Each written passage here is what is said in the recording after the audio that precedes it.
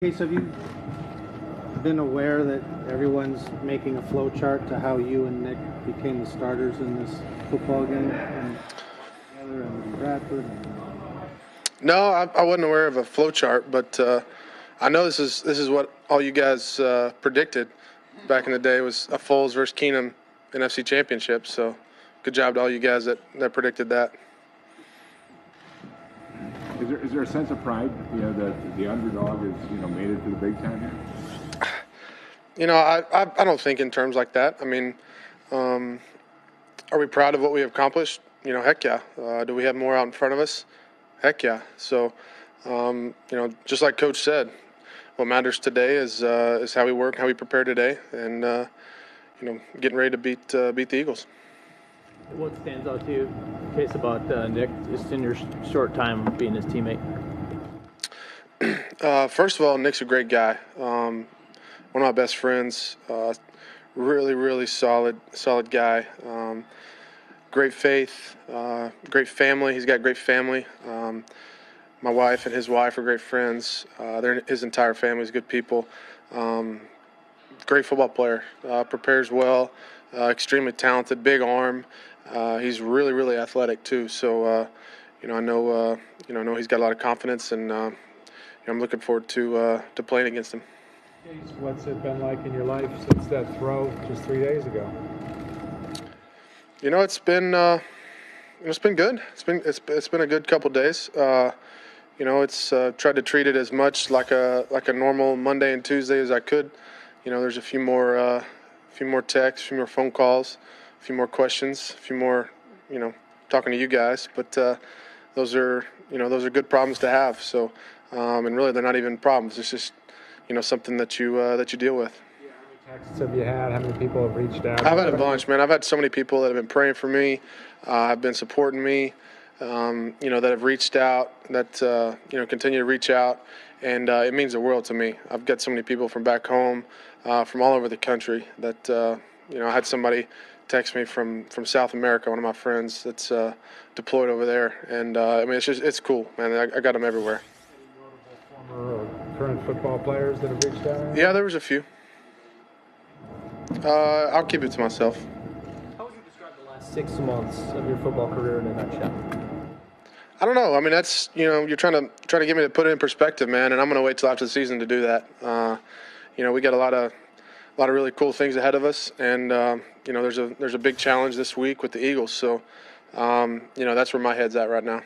Okay, so have you talked to Nick much during the season? Yeah, we've talked during the season. And just kind of kept up, and you watch the same film.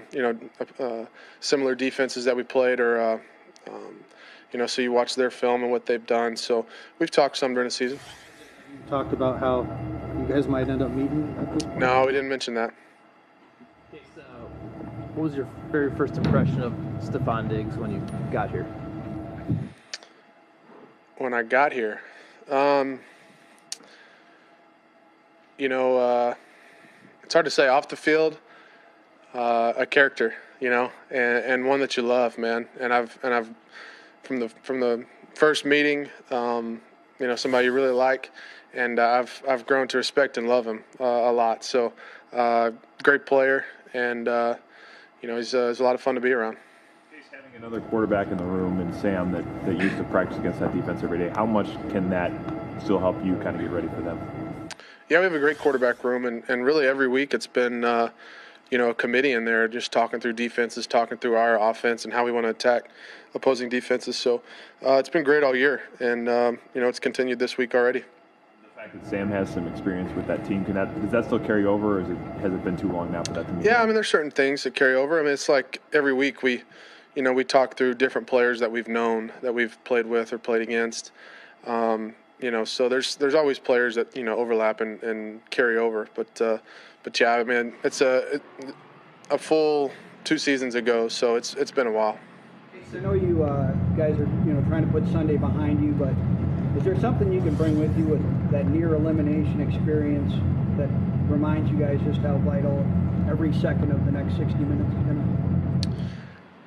to? It's another experience, and this is my first playoff experience, and it's something that I've said all year that I learn from every experience that I'm in, and I definitely learned a lot from that. I learned a lot from, from the emotions I felt to how I, handled it to how I prepared, and something that I applied this week and I'm continuing to apply to this next game.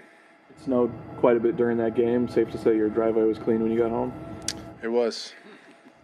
Okay, so when you face a defense like Phillies with all that talent, does it change your approach at all in terms of when you decide to take a chance or when you have to go for it? You kind of have to keep your same approach. Yeah, they've got a great defense. I mean, they really, really do. For us, our approach changes every week based on the game plan. There's certain things that don't, like I've talked about, but for me, making sure I stay within myself and make sure I follow the game plan and go along the lines with what Pat and Kevin and all the other coaches have prepared for us. Last couple for Case. What stands out to you about their defense when you look at the way that they approach things? And overall, they're solid. There's all 11 guys that they line up, and even the guys they bring into play. I mean, they are all solid players. Hardly ever out of position. Always in position to make plays up front. I think really, really talented group, man. They disrupt the run and the pass really well. So, we got our work cut out for us getting the ball out and running the ball. So, other than that, I could sit up here and talk about them all day. But you look at their stats and, they kind of speak for themselves. They're a good defense. One former quarterback I talked to kind of compared your game to a point guard. He said he likes your game. He'd rather have a point guard who has 13, 14 assists and 3 turnovers than 5 assists and no turnovers. Just, is that an accurate characterization? Just talk about the fine line between being daring and not too daring. Yeah, as far as the stats go, I don't know how you compare assists and turnovers in basketball to ours, but yeah, man. I mean, my job, I try to get the ball out of my hands and get it to the fast guys. Whether that's handing it off, throwing it, screens, whatever it is that we got to do, get it to the guys that can do something special with it, and doing it at the right time, with the right placement and being smart with it. I think that's, if that's what a point guard does, then yeah, that's what I'll do. Sounds good. Everything that's going to be next up?